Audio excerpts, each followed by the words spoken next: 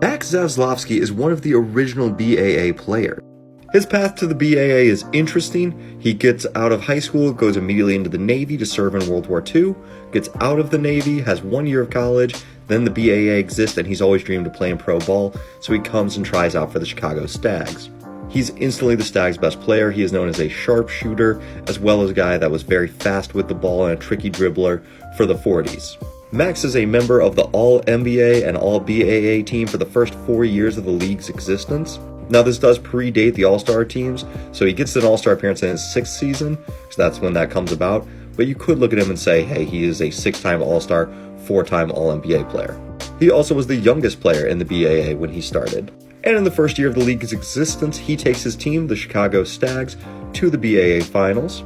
They do lose to Jumpin' Joe Folks, but they upset the Washington Capitals, and that is a big upset. The Capitals were coached by Red Auerbach and were the heavy favorites to win the title. After 4 years when the Stags fold, Max is the first player selected in the dispersal draft. It's him, Andy Phillips, and then Bob Cousy. Max is selected by the Knicks, and it's hard to say who's quite the best player on the Knicks. Back then, the game is a lot more team-focused. There's not quite as many superstars. But in my research on the 51 and the 52 Knicks, both of which makes the finals, I would say Max is the best player. In 53, he gets traded multiple times. The first trade is for the number 2 draft pick from the prior year.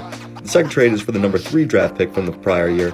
And the third trade is for the number 1 draft pick of a few years prior. So even as he's on the decline at age 28, he is still getting top young prospects. And yeah, 28 is young now, but 28 was pretty ancient to be playing pro ball back then. So in the end, no rings, but we've got 4 years of him being a top 5 player in the league. We'd say 6 All-Star seasons and 3 finals appearances as the best player on the team.